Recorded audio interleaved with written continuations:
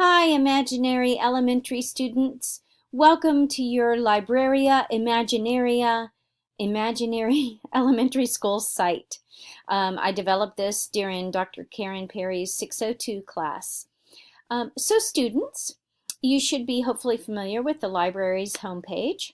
As we scroll down, you'll see that I've added a new button underneath our welcome message. This button says Ready Reference. I developed this to help you with all those questions that you come into the library with that just have a quick and hopefully easy answer. So now hopefully using this button, you will be able to answer these questions yourself. Let's click on the Ready Reference button and it will take you to a platform called Blend Space where I have a couple dozen tiles with quick links to sites that will help you with your immediate questions. Many of you ask how to spell words, and here's a dictionary site. A thesaurus will tell you synonyms and antonyms. Many of our friends speak a second language other than English. We have friends that speak Arabic, Spanish, and French. And so here's a Spanish-English dictionary. Here's a free online multi-language translator. And here is a multi-language picture dictionary. So I think everyone will enjoy those pictures. I know that I did when I was checking it out. Many of us write poetry. Here is a rhyming dictionary to help you. And atlases, maps of the world. Here's a quick link to one of those sites. And if you need some quick world facts, you will see those under one of the tabs as well. Now this tile looks blank, but that's because it's changing all the time. This tile takes you directly to a weather radar map so you can see what the weather is like over our state. And if you want to know the forecast for the rest of the day or the next few days, you'll be able to find all that information here. This tile looks blank as well, but it changes daily too.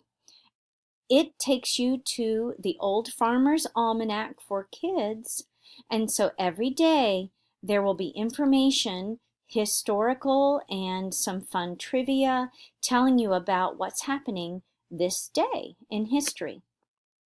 I know many of you love baseball, so here's our baseball almanac. And from first grade onwards, I know you have to study biographies of famous people like Martin Luther King Jr. And so here is a Duckster's site. It does have history and science, and they're good links as well, but primarily for biography, this will be very helpful to you. Then we have some national sites for our country, like the Library of Congress and the Digital Public Library of America that will give you some primary sources. And after those links, we focus in on our state of Virginia. Our capital is Richmond. And so here is a link to our website for our capital and our state of Virginia.